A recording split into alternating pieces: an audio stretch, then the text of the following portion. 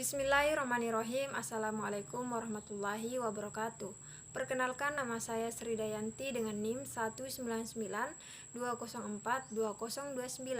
Prodi Pendidikan Akuntansi kelas C. Baiklah, pada kesempatan ini saya akan memaparkan materi mengenai strategi bersaing menembus pasar internasional. Untuk menembus pasar internasional, perusahaan dapat memilih 6 strategi. Yang pertama yaitu strategi ekspor. Ekspor adalah menjual produk ke luar negeri.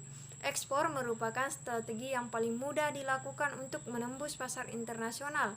Hal ini bisa dalam bentuk ekspor langsung ke negara tujuan atau direct maupun melalui pihak ketiga atau indirect. Pilihan ini dapat dilakukan bila berbagai hambatan perdagangan internasional seperti tarif, kuota, embargo, dan sebagainya masih bisa diatasi. Yang kedua yaitu strategi imbal dagang atau counter trade. Strategi ini dipilih bila strategi ekspor tidak bisa dilewati. Imbal dagang atau counter trade ini adalah melakukan ekspor dan impor atau pertukaran barang dagangan tanpa menggunakan mata uang, tetapi menukar barang dengan barang. Hal ini mirip dengan barter pada zaman dahulu. Yang ketiga yaitu strategi pengembangan dari imbal beli. Strategi ini dipilih bila kedua strategi sebelumnya tidak memadai. Strategi ini adalah turunan atau pengembangan dari counter trade dengan berbagai variasinya, seperti yang pertama, variasi imbal beli dengan perjanjian adalah counter trade yang diikuti dengan perjanjian antara pihak yang melakukan bisnis berupa dua perjanjian terpisah yang menyebutkan barang dan jasa yang akan dipertukarkan.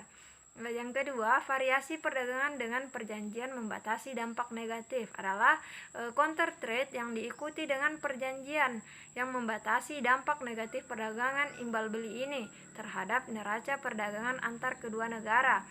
Yang ketiga, variasi perdagangan dengan perjanjian persyaratan salah satu pihak adalah counter trade berupa perjanjian antar pihak yang bertransaksi di mana salah satunya bersedia menyediakan barang modal dan teknologi bagi pihak lain yang nantinya dibayar dengan hasil produksi dari barang modal dan teknologi tersebut. Selanjutnya, variasi perdagangan dengan perjanjian mengenai pemindahan utang piutang adalah counter trade yang diikuti dengan perjanjian bahwa piutang dan utang yang terjadi dari transaksi ini dapat dipindahkan atau dijual ke pihak ketiga. Yang keempat, strategi melalui izin pemakaian teknologi, merek, atau lainnya.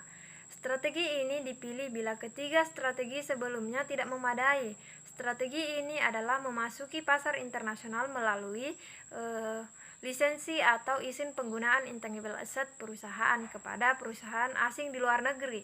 Strategi ini paling kecil resikonya dari sisi keuangan karena perusahaan tidak perlu mengeluarkan dana untuk kegiatan tersebut, bahkan mendapat dana dari pemakaian intangible asset oleh perusahaan asing di luar negeri.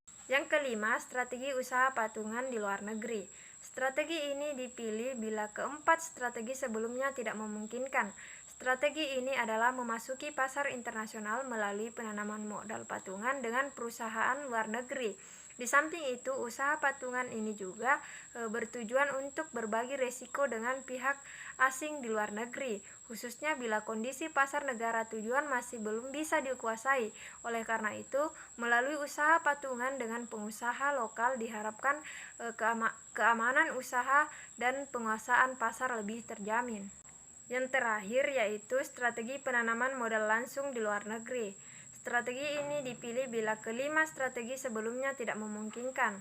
Strategi ini adalah memasuki pasar internasional melalui penanaman modal langsung di luar negeri. Hal ini dilakukan pasar di negara tersebut sangat menjanjikan dan dapat dikuasai dengan baik. Seperti disinggung sebelumnya, risiko melalui investasi atau penanaman modal langsung ini adalah paling besar di antara berbagai pilihan di sebelumnya. Namun sebaliknya, bila berhasil juga akan meraih keuntungan yang juga besar. Guna mengurangi risiko penanaman modal langsung, perusahaan dapat melakukan usaha akuisisi atau pengambil alihan perusahaan di luar negeri, baik melalui pasar modal atau melalui cara lainnya seperti penawaran langsung atau direct placement. Itulah tadi pemaparan materi mengenai strategi bersaing menembus pasar internasional. Kurang dan lebihnya mohon dimaafkan.